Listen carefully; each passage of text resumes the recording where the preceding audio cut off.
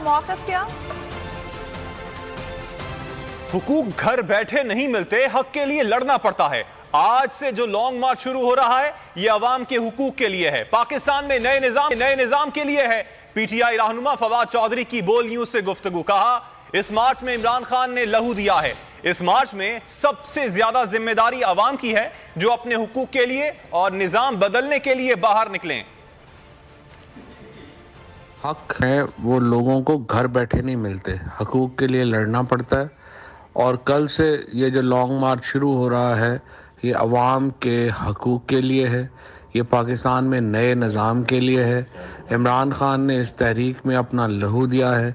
तहरीक इंसाफ की क़यादत ने इस अवाम के हकूक के इस मार्च में, इस तहरीक में अपना लहू दिया है। और अब पाकिस्तान के अवाम की ज़िम्मेदारी है कि वो अपने हर राइट्स के लिए, अपने हकूक के लिए बाहर निकलें और इस लॉन्ग मार्च में शिरकत करें।